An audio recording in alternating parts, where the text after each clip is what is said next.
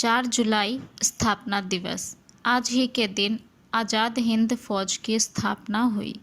सामान्य धारणा यह है कि आज़ाद हिंद फौज और आज़ाद हिंद सरकार की स्थापना नेताजी सुभाष चंद्र बोस ने जापान में की थी, पर इससे पहले प्रथम विश्व युद्ध के बाद अफ़गानिस्तान में महान क्रांतिकारी राजा महेंद्र प्रताप ने आज़ाद हिंद सरकार और फौज बनाई थी।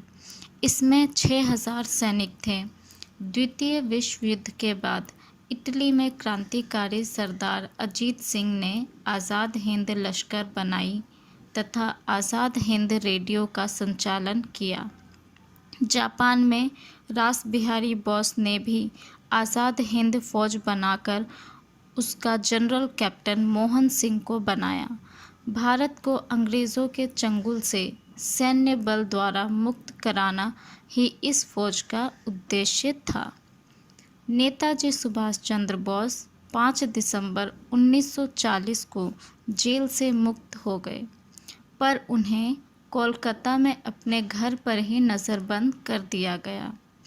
18 जनवरी 1941 को नेताजी गायब होकर काबुल होते हुए जर्मनी जा पहुँचे और हिटलर से भेंट की। वहीं सरदार अजीत सिंह ने उन्हें आज़ाद हिंद लश्कर के बारे में बताकर इसे और व्यापक रूप देने को कहा।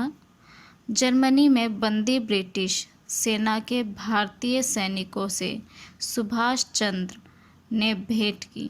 जब उनके सामने ऐसी सेना की बात रखी गई तो उन सब ने इस योजना का स्वागत किया। जापान में रास बिहारी बसु द्वारा निर्मित India independence league Azad Hind संघ का जून 1942 में एक सम्मेलन हुआ, जिसमें अनेक देशों के प्रतिनिधि उपस्थित थे। इसके बाद रास बिहारी बसु ने जापान शासन की सहमति से नेताजी को आमंत्रित किया। मई 1943 में जापान आकर नेताजी ने प्रधानमंत्री जनरल तोजो से भेंट कर अंग्रेज़ों से युद्ध की अपनी योजना पर चर्चा की।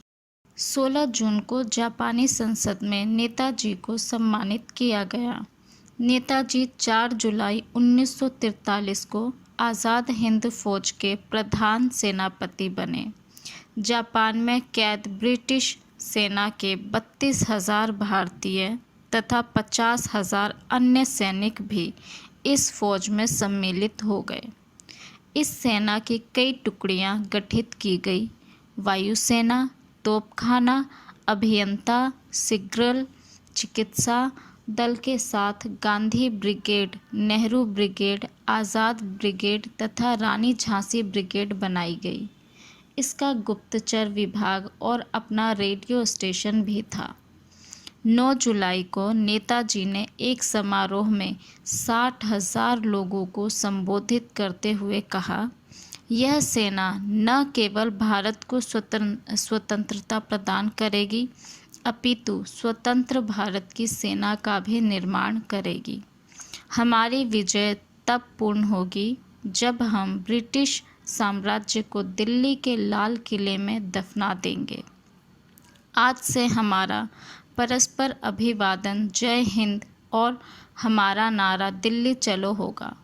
नेताजी ने 4 जुलाई 1943 को ही तुम मुझे खून दो, मैं तुम्हें आज़ादी दूंगा का उद्घोष किया।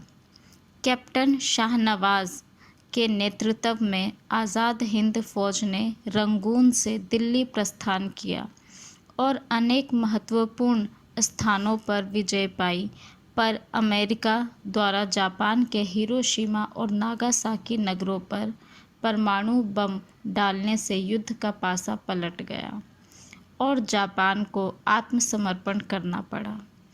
भारत की स्वतंत्रता के इतिहास में आज़ाद हिंद फौज का बहुत महत्वपूर्ण स्थान है।